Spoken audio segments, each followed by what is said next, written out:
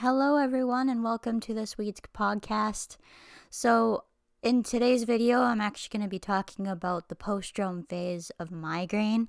Now, I've actually covered the different phases of a migraine a few times, but I feel like this postdrome phase never gets the attention that it truly deserves, and it's something that's really separates out a migraine from a lot of other things. So a few things I'm going to be talking about is that why I wanted to single out this particular phase and have a specific podcast only about this particular phase. Talking about how the pain is often what people call or maybe colloquially say, "Oh, I have such a migraine. This pain is so bad." But when it comes to migraines, this is another really important phase that if you don't have migraines, you probably never experienced. And the pain is not the end of the suffering by any stretch of the imagination. And how it kind of affects me in this particular phase, how this phase was very often indistinguishable from the first phase of a migraine, and how this made life really difficult having chronic migraine. The lack of concentration is particularly something I want to focus on, so that's going to be something I'm going to be talking about. The length of time I also want to talk about, in particular with migraine phases, and how although it's something that has kind of a set duration discovered by science for a lot of us, it's not set in stone. So it's not like I can be feeling a migraine and go, okay, in exactly this amount of time, I'm going to be going through the next phase of the migraine. It's just not like that. And how having these kind of phases on the one end and other end of the migraine is something that's really important to point out, and particularly because you've got that such a length of time that although you may not be in pain anymore, you may not be functioning at your optimum level. Why I wanted to single out this particular phase of a migraine is because many don't understand this particular phase and how much it actually affects us. The pain is often over, but the suffering is not. When I deal with this part of a migraine, I'm usually able to function, but it's like I've been in a boxing match with my body. I'm exhausted and often in a daze. It's very similar to feeling hungover too, which is honestly why I don't like this feeling. I often feel very drained as well. This particular phase of a migraine is not only something that a lot of people don't know about, unless you actually experience migraines or know someone who has it and has actually talked about it in a decent amount of detail, which is probably not many. I can usually function at this point, but sometimes the productivity is affected. Actually, I shouldn't say sometimes. All of the time, the productivity is affected. So you may be able to function, but are you functioning at the level that you would want to be functioning at? Or can you function at the level that you should be? I think this is really important for people in professional careers where you need to have yourself be at the top of your game in order to not only protect people's lives, depending on like if you're in something in a healthcare field or you're maybe even a technician and working and need to have your brain be functional. People don't realize that although you may be able to function, you might have your risk of mistakes going up. And for some of us, that's a really big deal. Like, it's important to be able to function optimally so that you're not only protecting yourself, but you're protecting the people that are relying on you to do your job. This boxing match, this is the thing I came up with when I was writing this out. And you could honestly say, ran a marathon, anything that takes an extreme amount of physical energy, or you did a really intense workout. It's really anything that is something that brings your battery basically down to nothing. And it just feels like you've been through so much, even though you've been kind of just not really able to function for the last few hours. But that feeling doesn't end. It just kind of changes what happens. So in the migraine phase, particularly for me, so before I had a lot of pain and then this exhaustion would hit. This exhaustion was the postdrome phase. It just feels like you've drained yourself completely of all your energy. It's like you just zapped a battery or something. And for me now, it's not always pain to exhaustion, but it could be just I'm really not feeling well, and then all of a sudden I get an intense amount of brain fog because like the Aimovig that I'm on, it really reduces the pain of the migraine. That's what it really does. And it, for the most part, usually stops the full thing from even going. But when I do actually get a migraine, the migraines are different now. And I've explained this before, but the migraines are a different experience. I still do get this postdrome phase though, surprisingly, when a full migraine is able to progress, but it's not always after an intense amount of pain. Sometimes I don't have any pain hardly at all during the migraine phase of the actual migraine, like when you actually usually experience the pain. In that postdrome phase though, you still get that horrible fatigue and brain fog. Unlike before, that's usually the end of it for that period of time. Like there's not usually going consecutively into another migraine, which I'm going to get into in a little bit here. As I said, it's a very similar feeling to feeling hungover. Now, I actually have never really gotten into drinking much alcohol because of the one time that I did. I got very sick to my stomach. I try and avoid the feeling of being sick to my stomach because I absolutely hate the feeling of being sick to my stomach. Like, I'm very thankful actually that nausea isn't a huge symptom for me during a migraine. But when it does happen, I absolutely hate it. When you wake up in the morning and you know you've had too much to drink and you just, like, you may not necessarily be being sick to your stomach, but you have that feeling of fatigue and no motivation is where I can kind of relate to the hungover phase. It's more though of a brain fog for me than it is a feeling of being sick to my stomach. And as I said, I just feel very drained. It's like you've been on a huge stretch in your life of where you've been doing too much and going too hard and you just hit a complete burnout. It's a very similar feeling to actually what I felt when I was finished my degree and was going so hard for so long, and then I just was able to like kind of relax, and then when you relax you just hit that wall. I often have that happen actually even now because, as I say, work takes everything out of me. Like I go to work, I come home, and I go to bed because that's what I need to do in order to function.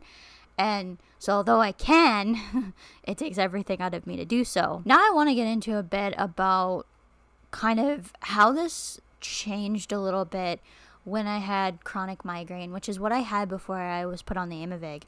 When I would experience migraines one after the other before Aimovig, some of these symptoms made it very hard to tell if I was postdrome or actually going through another migraine attack. Symptoms like severe fatigue and nausea can occur in either the postdrome or prodrome phase for me, along with the sensitivity to light. So because a lot of the symptoms that I get in the postdrome phase are very similar to a lot of the symptoms I can experience in the prodrome phase, so that's the phase before the actual aura or migraine, it blended together. So it was really difficult for me to explain or tell my neurologist, this is exactly how many migraines I'm having a month, because this is exactly how many migraines I've experienced. Like I wasn't able to tell when one migraine was ending and another was beginning because it felt like just a constant migraine.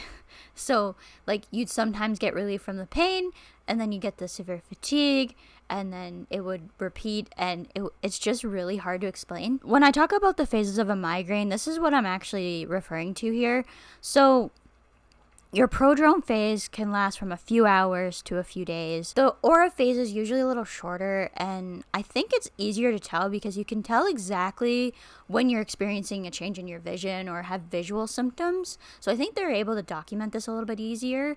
So usually up to an hour. I swear I've had some auras though that have lasted for a couple of hours, even longer. So I'm not sure that I completely agree with the up to an hour. When it comes to the aura phase, it's definitely a more shortened specific period of time. The migraine attack is from 4 hours to up to 3 days. Like, it can last a while. I usually only have a shorter actual migraine attack period. So it's kind of like the aura for me, where the pain lasts a specific amount of time and it's usually shorter. But I can't really remember, like I said, because I had such trouble distinguishing the phases when I had chronic migraine before Aimovig, that I just don't remember exactly if I've had an actual migraine attack last up to 3 days. At this point, I just don't remember anymore. So unfortunately, I don't think I can really answer that question. I don't know, maybe I've had one that's lasted more than a few days and just maybe thought it was a different migraine. Like I said, it's really difficult to actually tell. And then this postdrome phase that we're focusing on today, 1 to 2 days. So you're experiencing brain fog and this exhaustion and just lack of concentration for up to 1 to 2 days. And so let's say you had the maximum amount of time for a full migraine. Well, you've got a few days on the postdrome phase. You've got maybe, let's say, a couple hours for the aura phase. And I want to say aurora because I like chasing the northern lights. And then you've got the migraine attack. Let's say you had one for 72 hours or 3 days. And 1 to 2 days, you're looking at like possibly a week for one migraine attack. Like just one single migraine attack. Now, imagine having that constantly and you have chronic migraine. The one I want to specifically focus on when it comes to symptoms is this lack of concentration, because for me, it's probably the thing that affects me the most. It can occur in either this phase or can be a warning sign before a possible aura that a migraine is starting. I don't always have an aura before a migraine, so it's not the best warning sign for me.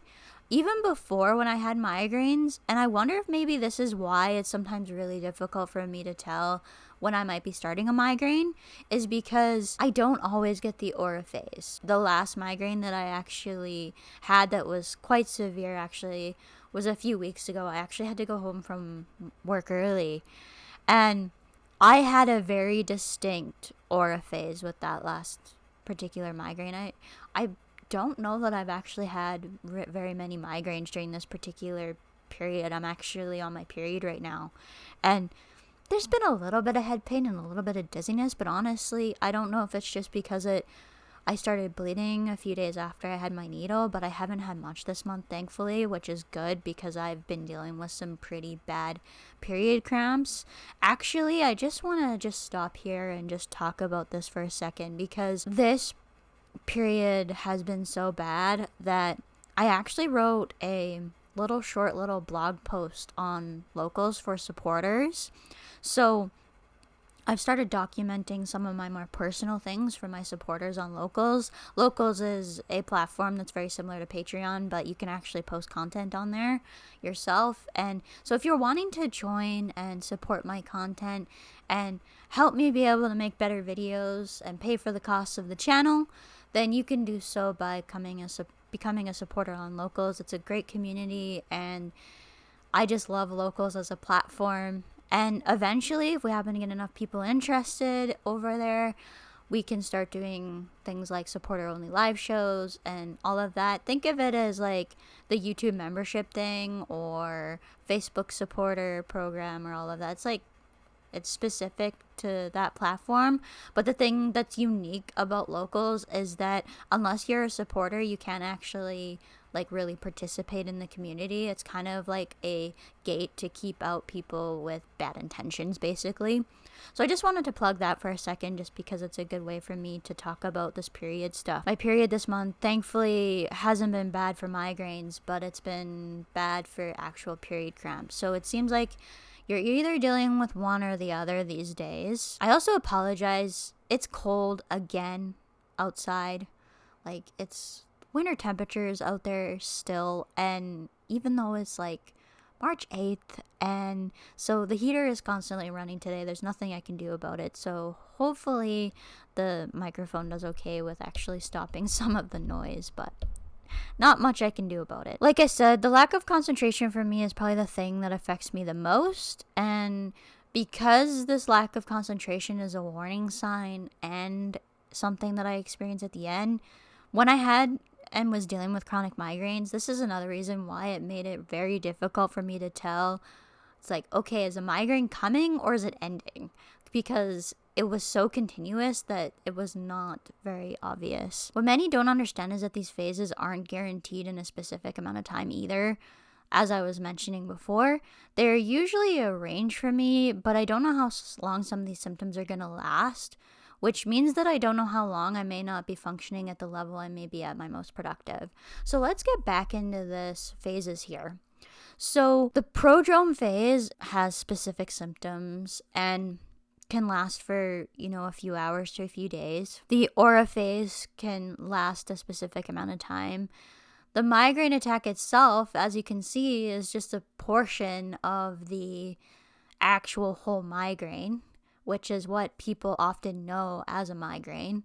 So when it comes to these other phases, you're probably not getting the full picture when someone thinks about what a migraine is, which is why I really wanted to talk about it. And then this postdrome phase, again, is just what I wanted to focus on today, because it's something that can last for up to 2 days, but it's not something that a lot of people are actually aware of as being a thing. I mean, before I had migraines and understood this really well, the only thing I really knew about either was a actual migraine attack and the pain. I didn't understand that there was a whole bunch of other phases actually included with an actual migraine and what an actual migraine is. This stuff is really difficult to demonstrate, but I hope this kind of helps. Like I said, because you don't know how long you're going to be lasting. Like, let's say you had a very, very short migraine, only a couple hours, prodrome, instant aurora, migraine attack of like 4 hours, and let's say you only had a day of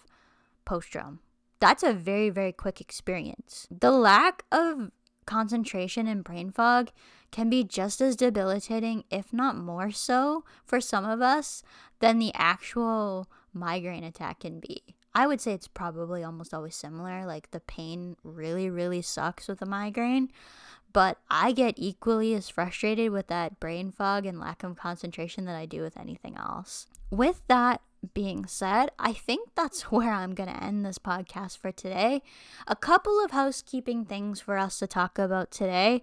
So I have decided that I'm going to flip my schedule with my videos. So my podcasts are going to be starting to come out on the weekends, and my live shows are going to be on the Wednesdays. I'm actually recording this on a Wednesday because I have a day off today. I work this Saturday. I wanted to flip my schedule for a couple different reasons. One, when I work on a Saturday, I am usually absolutely exhausted and need the Sunday to rest, so I really don't want to be filming videos. I can always do editing or whatever and get my podcast out and schedule it, because I can do it when I have the time, and I can do it so that I can just schedule it and the platforms will take care of the rest of it. With that being said, a live show is a little bit different. And I'm used to working quite hard during the actual week now, because a lot of times I'm working 5 days. So on Wednesdays, I'm usually done at 3 o'clock if I work, and Monday to Friday. I may not always be up to doing a live show. And if I do a live show, it's going to be quick. So it's going to be probably no more than a half an hour. I just can't go more than a half an hour. I get so tired unless there's like a lot of interaction with the audience, and then I can sometimes get fired up, but I'm usually pretty tired. I don't want to have extremely long live shows, and that way it also is a lot more digestible for people to watch on the replay. So I do want to switch my video content like that. And actually, I'm going to be starting to increase my short content. So I'm going to continue the 2 shorts a week that I normally do on Tuesday and Thursday that highlights, or I guess sections out a portion of the podcast. I'm wanting to add a responding to comments type of short. So I'm going to be increasing for now. I may start just doing 1 podcast and 1 responding to comments a week. It depends on if I'm able to keep up with this or not. But I don't want to commit to anything because I never know what my body's going to do when I try and do all this. So the responding to comments is something I want to include to encourage people to comment on the videos. So if you have something you want to share with just a story, or you want to have your question responded to via video, please leave them in the comments down below and I'd be happy to go through them. You can leave your question or whatever on any video, but I will be encouraging it more on the actual short videos. And if I happen to get this where it's happening on other platforms, I'm hoping that I can just respond on that platform and kind of use that video. Unfortunately, what it'll mean is that if that video does really well, it won't be eligible for monetization eventually because it'll have the watermark on it. So what I've done today actually is gone through some of my older videos and picked out the comments that either stuck out or have been very common questions that I've been asked to kind of encourage this. So I want to increase my engagement with all of you, and this is the way that I want to do it. One is with the live shows, so I strongly encourage you to have your notifications on with that on either Facebook or YouTube for those. And it just helps get notified too as well when you want to see when new videos come out or the podcast gets uploaded and ready to watch or all of that. It's just important to have notifications turned on. If you're wanting to engage with me off of YouTube, you can do so on Facebook and TikTok at Awareness with Ashley on both. So that's where you'll find the short videos and the responding to comments. I don't think Instagram has a direct in way of responding to comments, but TikTok is actually really good with interaction for that. So if I happen to get a lot of interaction on my TikTok videos, I may just start responding to comments there and just upload it across the platforms. I'm really not all that concerned. I'd rather have the question answered, and sometimes the best way for me to do it is directly in the moment. And I think that's honestly the only way you can really respond to comments.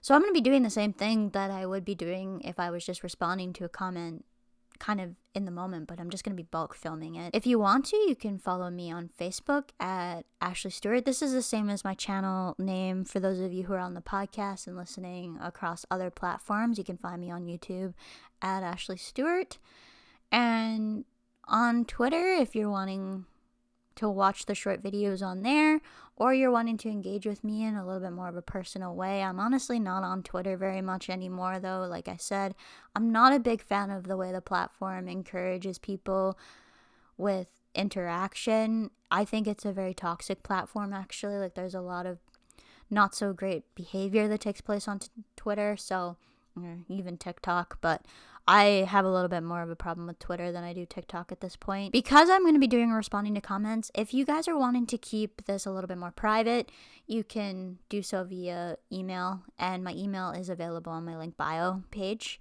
So if you want to, or in the about section on YouTube as well. And you can also should be able to find the link to the podcast as well through that.